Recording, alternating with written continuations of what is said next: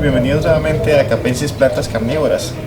Otra vez nos encontramos acá en Plantilandia con el ingeniero Juan Páez, con el que ya hablamos en un video anterior sobre todos los cultivares de las Venus. Como pudimos ver en ese anterior video, tiene una gran cantidad de cultivares, una colección amplia. Pero en esta ocasión, y como Juan es experto, como yo dije también en un video de la exposición, Juan es experto en lo que son los sustratos para todo tipo de plantas y en especial también para las plantas carnívoras. Entonces lo que vamos a ver hoy es todo relacionado con cada uno, hablando un poco de cada uno de los sustratos. Y qué más, pues Juan, tú que conoces un poco, entonces... Claro que sí. Bien, bueno, el tema sustratos es algo que siempre nos consultan. ¿Cuáles son los mejores sustratos para las plantas carnívoras? Hablábamos un poco en el tema de las Venus, que usábamos un medio base y un mejorante, que utilizábamos 60-70% contra un 20-30%. Los materiales con los cuales podemos hacer el sustrato son piedra pómez, arena cuarzo, perlita, turba rubia y musgo. El musgo en Colombia no es tan fácil adquirirlo porque tiene el problema de que es todavía ilegal venderlo, comercializarlo. Entonces a nosotros que somos carnicultores nos toca algo del poco musgo que conseguimos, intentar propagarlo en toppers, en bandejas, que nosotros podamos ponerle el domo y mantenerle el microclima, y así se nos va reproduciendo. Entonces vamos a hacer varios sustratos. Vamos a hacer un sustrato para Venus, más o menos como sería un sustrato para pingüículas, para utricularias, y uno por ejemplo para nepentes, como sería el sustrato. Entonces este es turba rubia. Háblenos un poquito de la turba rubia. Viene siendo como o tengo entendido, la descomposición del esfagno, ¿sí? Sí, correcto. A grandes rasgos es una descomposición de tierra de las primeras capas del suelo. Entonces es una tierra semidescompuesta de la cual caen residuos vegetales, animales y se van descomponiendo. Mucho más para abajo encontramos ya tierras de fin más grueso, como la tierra común de la cual se cultiva. Entonces esta es de las primeras capas que reciben la materia orgánica que se descompone. Por eso es tan buena para germinación. Tienen pHs ácidos, tienen muy buena retención de humedad, son materiales aireados. Ustedes pueden sentir un poco la textura, que es material aireado, esponjoso. Esto para nuestras plantas carnívoras nos facilitan la labor de retener humedad, de que las raíces se puedan mover y de que no se nos compacte tanto el sustrato. Tengo una pregunta, ¿el Pit Moss y la turba rubia es lo mismo? Sí, correcto. ¿Sí? Ah, ok. Pit Moss es turba rubia en inglés. Ah, ok. Hay unas turbas que pueden ser por ejemplo negras o pardas. La diferencia es la coloración y el pH. Y la que se usa para las carnívoras es rubia. Correcto, rubia. Okay. No negra ni parda, porque el pH de la turba rubia es 4,5 a 5,5. Si es mucho más alto, nos va a afectar por nutrición a nuestras plantas. Entonces ese pH de las carnívoras es ácido, no puede ser ligeramente ácido o ni neutro. Hay turbas rubias solas o hay turbas rubias de esfagno. Lo que mencionas de que hay turbas rubias que se descomponen del esfagno, estas turbas nos pueden facilitar, si tienen más fibrillas de esfagno, el poder habituar mejor nuestras plantas carnívoras, porque sale ese musgo que tanto nosotros necesitamos de vez en cuando. O utilizar el musgo esfagno también y lo mezclamos dependiendo un poco de qué tipo de planta carnívora es la que nosotros vamos a sembrar, a cultivar. Elegimos si turba rubia al 100%, si musgo esfagno, si la mezcla turba rubia con musgo esfagno. Lo que es la perlita, este material es un mineral de las riolitas. La perlita, esta perlita que conseguían en Colombia es perlita cruda, porque hay una perlita expandida que se somete a un proceso de cocción en donde se expande y queda mucho más liviana, queda como si fuera una bola de icopor. Esta es la cruda, también nos funciona. Lo único que debemos hacer es hacerle un previo lavado, como muchos de los que conocemos en Colombia, para evitar primero el polvillo, las sales y muchos de los microorganismos que hay, si lavamos con agua caliente, se esterilizan. ¿Tú te recomiendas siempre lavar los sustratos? Es bueno, la turbas no. Por lo general, el proveedor de turbas nos la entrega o ya empacada, en pacas y ya viene de un proceso. Los minerales podemos nosotros adquirirlos con un proveedor de sustratos o en una mina. Y esas personas no saben para qué disposición final va, si es para cultivo de plantas, entonces nos la entregan con mucho polvillo, que es esto de acá, y el entrecruzamiento entre piedras también nos da polvillo. Estos al fin y al cabo son sales que se pueden acumular y la planta puede por sales acumular muchas y irse afectando las raíces. Entonces recomiendo un buen lavado previo a que lo usen directamente. Lo otro es la granulometría. Hay granos gruesos y hay granos delgados. Este es un mix de perlitas, pero nosotros, por ejemplo, ofrecemos basados en granulometrías. Un mix donde, por ejemplo, esta sería una malla 16, que es la más pequeña, una malla 8 y una malla 5. La que yo les recomiendo, que es la más común, es la malla 8. Aunque hay muchos cultivadores que dicen, bueno, si es planta pequeña, uso la pequeña y conforme vaya creciendo voy subiendo el tamaño de la perlita. Es también viable, se puede hacer, no hay ningún problema. Algo que no recomiendo mucho es que ustedes, por ejemplo, para una planta pequeña no utilicen una piedra tan grande porque les da mucho espacio, drena mucho, queda una piedra muy porosa. Y ocupa mucho espacio, entonces la raíz va a estar compitiendo mucho con esa piedra grande, con ese drenaje. Entonces mejor una piedra pequeña para planta pequeña. Y si conseguimos de pronto con este tipo, si de la grande, ¿qué deberíamos hacer? ¿Partirla con un martillo? Se puede partir y es muy fácil, ¿sí? Ahora, el material en el sustrato poco a poco se va a ir desvaneciendo. ¿Por qué no usar solo orgánicos? Porque si nosotros dejamos que esto se compacte solo, no hay nada que sea orgánico que nos lo descompacte, porque el orgánico se degrada. Si nosotros empezamos a mezclarla con material como la perlita, vamos a darnos cuenta que ese material se va a airear y va a durar mucho más tiempo haciendo su función de mejorante de suelo, de aireación. Ahora, ustedes pueden empezar con una piedra así y conforme pasan 2-3 años la piedra se va volviendo más pequeña hasta que al final del ejercicio, si siguen usando el sustrato, se desvanece. Eso pasa con el mineral, pero sigue haciendo su labor, que es de mejorante de suelo. Bien, el otro material que yo les traje es la arena mediana, que es una arena cuarzo, una arena silícea mediana. Si ustedes utilizan muy pequeña la arena, genera problemas de que se va a ordenar en los poros del sustrato y nos la va a tapar los orificios, entonces va a retener mucha humedad y también nos va a compactar. Ajá, esa era una duda que yo tenía. Claro Usar que sí. ¿Qué tipo de arena? ¿La gruesa, la delgada? Porque uno consigue de todo en el mercado. De todo. ¿Sí? Lo que yo más les recomiendo es una mediana, ni mucho ni muy poco. Ejemplo, en las utricularias ustedes pueden usar arena muy pequeña porque va a retener más humedad. Entonces, ¿qué es esa arena pequeña? Arena que se va a estar metiendo dentro de los poros del sustrato, lo que hacíamos acá, por ejemplo, y mezclarla con arena muy fina va a hacer que ese sustrato se compacte mucho. Entonces se va, esos espacios que queríamos airear, esa arena se nos va a meter dentro del sustrato. Ahora, si utilizamos una arena muy gruesa, nos va a pasar como el tema de la perlita tan gruesa, que nos va a drenar mucho. Es mejor utilizar una arena mediana, una arena de un gránulo no tan grueso. Aquí, por ejemplo, a grandes rasgos ya hicimos un sustrato, pero vamos a desarrollar varios sustratos para que ustedes se den cuenta cómo los vamos a hacer. Bueno, otro de los elementos que nosotros utilizamos mucho es la piedra pómez. Cuando no tenemos perlita, podemos utilizar la piedra pómez con el fin de airear también el sustrato, una granulometría no tan gruesa, no tan delgada, y también la podemos utilizar como drenante. Entonces, al fondo de las macetas lo podemos implementar 1 centímetro, 2 centímetros máximo, y nos va a generar ese drenaje.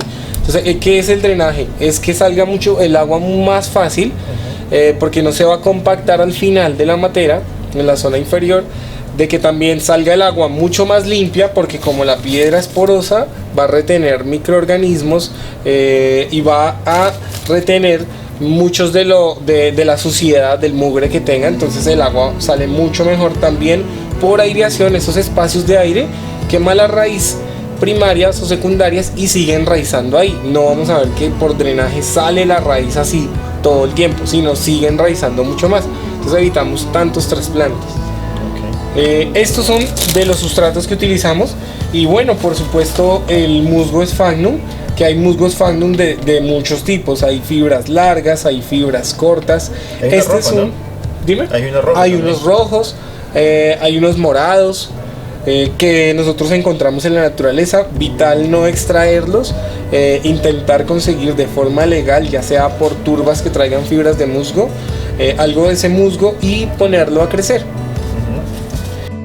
Bueno, Juan, ya conociendo por separado cada sustrato, ahora sí háblanos un poco de las proporciones para algunos tipos de plantas. Entonces, Claro que sí. Bueno, hay proporciones estándares universales que vamos a hacer, por ejemplo, 60-30, 70-30, 60-40, del medio, que puede ser turba, musgo, y de lo que son los minerales, que son piedra pómez, arena y perlita. Es uno de los universales. Ustedes pueden medir con vasijas, mediciones donde sepan lo que es un litro, 200 mililitros. En cuanto al volumen, pueden tomar vasos, y ahí más o menos por 6 vasos, entonces 3 del mejorante. Aquí vamos a tomar, por ejemplo, lo que son, esta matera tiene aproximadamente lo que son 0,5 a 0,8 litros. Entonces esto, digamos que es un litro. Entonces por cada litro que nosotros vayamos a hacer de turba, ¿sí?, vamos a contar un porcentaje pequeño de lo que es un 10 a un 20% del mejorante. ¿Sí? Que aquí lo pueden ver, un 20% del mejorante, y lo mezclamos con un 10% de la materia total que sea de arena. Entonces, aquí nosotros podemos hacer un cálculo, más o menos nos tiene que quedar aireado el sustrato, nos tiene que quedar no con mucho ni con muy poco del mejorante, que si nosotros más o menos asemejamos a que seamos una raíz, pues nos encontremos fácilmente con un mejorante de suelo, que es el mineral.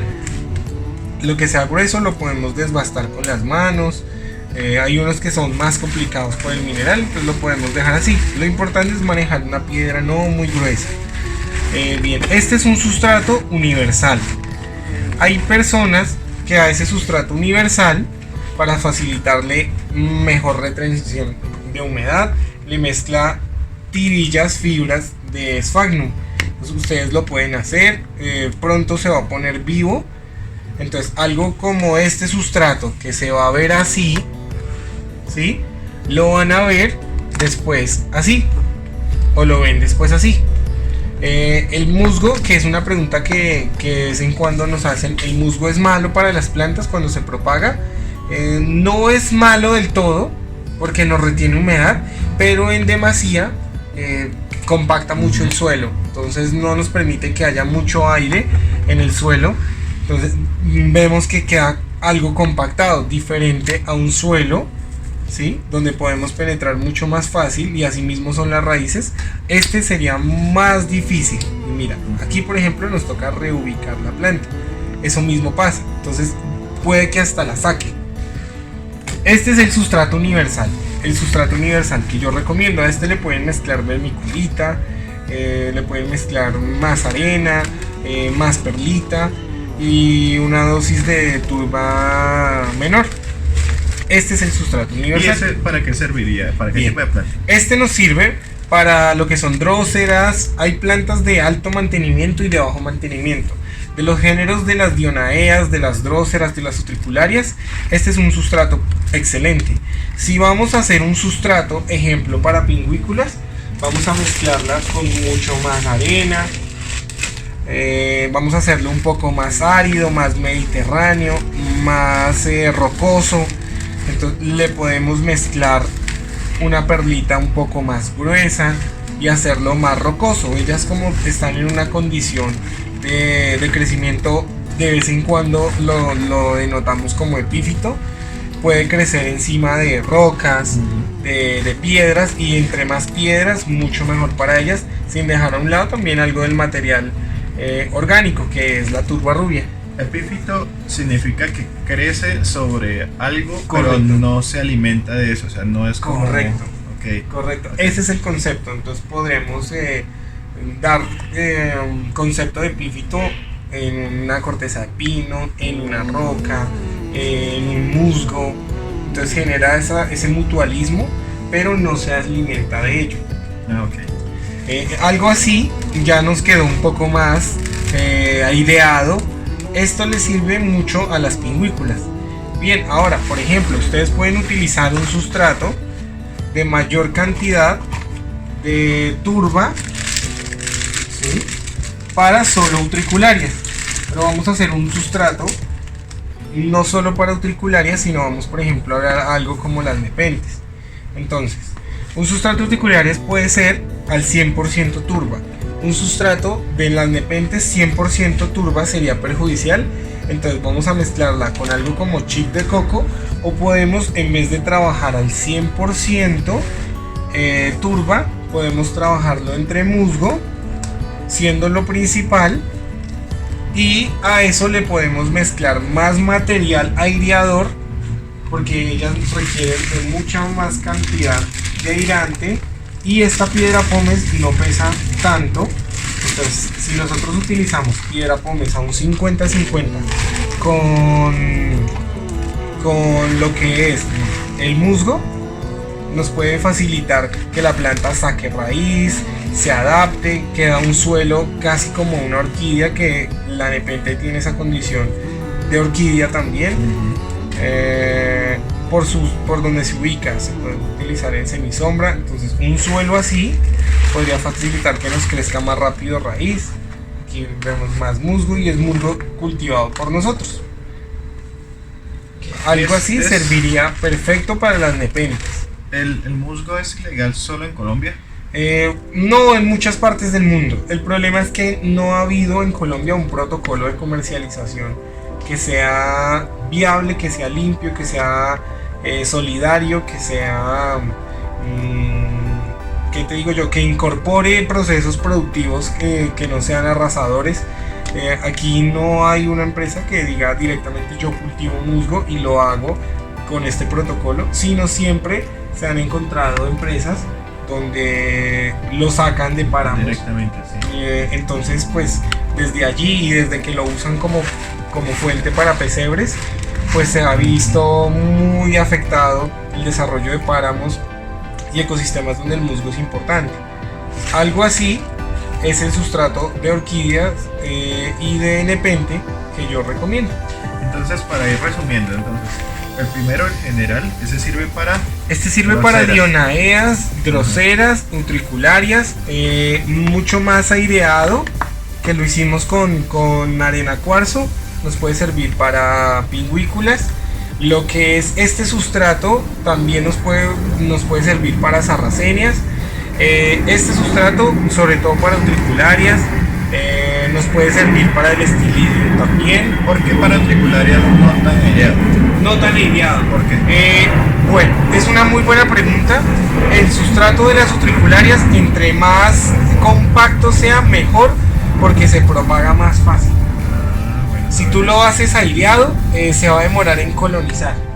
Es mucho mejor que esté más compacto. Okay. Si lo aireamos mucho, además es un sustrato muy especializado para tal vez una planta que es de bajo mantenimiento. Entonces mezclarle mejor antes, pues no es tan necesario. Y algo como esto nos sirve perfecto para nuestras nepentes. Aquí se anclan las raíces. Intentemos entonces esa fibra desmenuzarla. Si nosotros quisiéramos hacer, por ejemplo, un sustrato para lo que son Cephalotus darlingtonias, yo les recomiendo en musgo muy trillado, que ustedes pueden cortar con tijera, trilladito, que sea más fácil, ¿sí? Lo trillan y lo mezclan al 50-50 con arena cuarzo. Para cefalotus y para darlingtonias. Entonces, algo como esto, si nosotros lo vemos así y lo desmenuzamos muy bien y lo mezclamos 50-50, ya podemos obtener un sustrato de cefalotus y de darlingtonias. El sustrato más o menos se va a ver así. A ver si tengo por acá un ejemplo. Claro, acá no se ve mucho la arena, pero porque ha crecido el musgo. Si nosotros vemos más hacia abajo, aquí ya empezamos a ver la arena, ya se empieza a ver la arena. Bueno, entonces aquí nos dimos cuenta que este sustrato universal nos sirve para dionaeas, para pingüículas, para dróseras, pero si queremos entonces hacerlo mucho más específico para pingüículas, como ya les indiqué, mezclarle mucho más arena, hacerlo mucho más mediterráneo, mucho más aireado, más rocoso. Entonces la diferencia pues siempre es alta. Aquí vemos más material orgánico y aquí vemos mucho más arena. Ahora vamos a trasplantar una planta en su nuevo sustrato. Esta es del cultivar Tritón. Ya vemos que está superando el tamaño de la matera, cada vez van a salir mucho más grande. Este cultivar está en un sustrato compuesto 70% turba y 10 y 20 de perlita. Tiene unos trazas de musgo que nosotros le ubicamos sobre lo que es el bulbo para que no tenga tanto estrés en el trasplante. Siempre recomendamos hacer algo como eso. Bien, entonces aquí podemos usar este, pero no sé si nos alcance.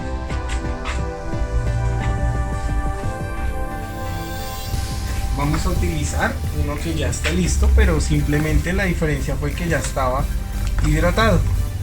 Bien, entonces la mejor forma es utilizar un drenante en 1 centímetro en la parte inferior, ¿sí? Quedaría así. En la base puede ser arlita también. Arlita, podemos utilizar pómez, perlita gruesa, arena gruesa. El único problema de la arena gruesa es que pesa. Entonces nos va a hacer pesar más, pero se puede utilizar. Y esas fibras de coco también, claro que sí. Son como hebras. Correcto, como hebras. Las podemos utilizar. Aquí tenemos, por ejemplo, un poquito de ellas mezclado. Lo vamos a utilizar. También se puede, no hay ningún problema. Pero esto como sustrato único no es recomendable. Bien, solo para darle la base. Solo para darle la base del drenaje. Bien, entonces aquí tenemos un sustrato con fibras de musgo. Tenemos la turba, tenemos perlita y arena cuarzo. Este sustrato está perfectamente en su composición. Podemos desglosar o desbordar un poco de lo que es el musgo para que se nos reproduzca más. Si yo tengo y hacerlo llenado, claro. Si yo tengo una planta que ya tiene muchos, digamos que unos 2 o 3 años, y yo la quiero trasplantar, ¿qué hago con ese sustrato de esa planta? ¿Lo puedo volver a usar? Sí, es una buena pregunta. Lo que yo recomiendo siempre es que ese sustrato viejo, que por ejemplo el que nosotros vamos a tomar de acá, lo vamos a mezclar con sustrato nuevo y lo utilizamos a un 80% nuevo y un 20% viejo. ¿Y por qué? Luego va perdiendo capacidad de retención de humedad, lo que es la parte de la compactación. El sustrato se vuelve muy compacto, habría entonces que soltarlo y el soltarlo pues mezclarlo con uno nuevo. Dentro de sus propiedades orgánicas, el sustrato pierde mucho tonalidad, entonces eso mismo está asociado a la fertilidad, entre comillas, y las personas pueden que no necesiten, pero fertilidad es que pueda volver a ser vivo, ese suelo. Entonces es mejor incorporarlo. Entonces hay esa estrategia, o también ustedes podrían utilizar todo ese sustrato y con una mezcla del nuevo. ¿A qué me refiero? Vamos por ejemplo a trasplantar esta planta. Entonces lo que ustedes hacen es hacer el llenado, no, nosotros no compactamos mucho, tiene que ser muy suave. ¿Sí? Lo que son las piezas más gruesas de la turba, intentemos entonces desboronarlas un poco más. ¿Sí? Hacemos simplemente, ubicamos, damos unos golpecitos. Aquí estaría perfecto nuestra nueva base para ubicar nuestra nueva planta. Entonces, esto que hicimos nosotros es darle el espacio. Entonces aquí utilizamos todavía el sustrato antiguo, y como está el nuevo, entre los dos va a haber un dinamismo, entonces no se va a desmejorar, sino al contrario, como se va a volver parte de una mesofauna, de una misma mezcla, entonces todo se va a ir mejorando. Esta es la Tritón, la forma más adecuada, y siempre es importante tener la etiqueta, ¿no? Más adecuada de hacerlo es descompactar. Ustedes pueden humedecer previamente, esto es agua lluvia, ¿sí? Humedecen previamente, primero para no generarle un estrés a la planta. Entonces el agua hace que después de que ustedes la trasplantan siga esa humedad allí y la planta no siente que cambió de casa. Bueno. Ese es importante, hacerlo en húmedo. Y lo otro es que es mucho más fácil sacar el bloque cuando está húmedo y que no se desvanezca, porque si ustedes lo hacen seco se les va a desbaratar. Cambio así sale el bloque completo. Ahora, ¿qué hacen ustedes?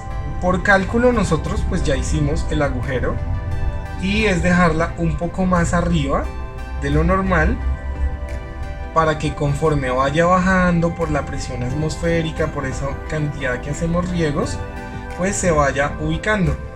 Si la ubicamos más abajo, claro, ustedes la van a notar. Por ejemplo, aquí vemos que queda mucho más abajo, o por ejemplo esta Yellow quedó casi hundida.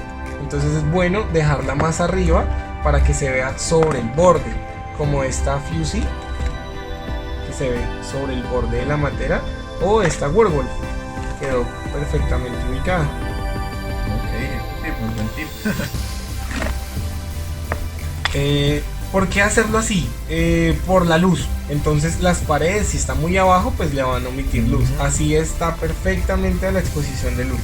Entonces simplemente reubicamos un poquito el sustrato y hacemos el llenado por los bordes, sin apretar. Es muy suave el movimiento. Intentar siempre, ahí no tocamos las trampas, no estimular las trampas, evitar que le entre piedritas, sustrato a las trampas. E igual, si por algún accidente les cayó algo, no les va a pasar nada a la planta. Si no es más de 5 trampas, ejemplo, que todas les pase algo así, ya se le genera un estrés. Si es a una, pues no va a haber ningún problema. Entonces aquí ya nos quedó. Entonces simplemente desbastamos los bordes, que no quede tan llena de sustrato, y cuando vamos a sentarla un poco ya nos quedó al margen, ya nos quedó perfectamente bien ubicada. Podemos terminar de hacer llenados, y aquí ya nos quedaría casi listo nuestro trasplante. ¿Qué nos hace falta? Nos hace falta simplemente humedecer, limpiar y poner la etiqueta. Si no le ponen la etiqueta, va a ser un complique determinarla después, va a ser muy difícil, y pues el valor de la planta no va a ser igual si no sabemos qué cultivar es. Eso pasa también en las orquídeas, etc. Entonces ya lo hicimos. Ahora limpiamos un poco las trampas, no se van a cerrar por el contacto de agua.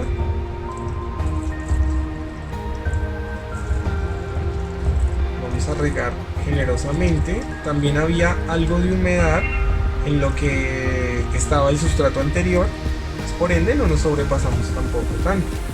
Y aquí nos quedó perfectamente el trasplante. Nos hace falta solo la etiqueta. Tritón es esta planta y ya está lista. Vamos a ubicarla a sol directo y listo. Ese es nuestro proceso de trasplante.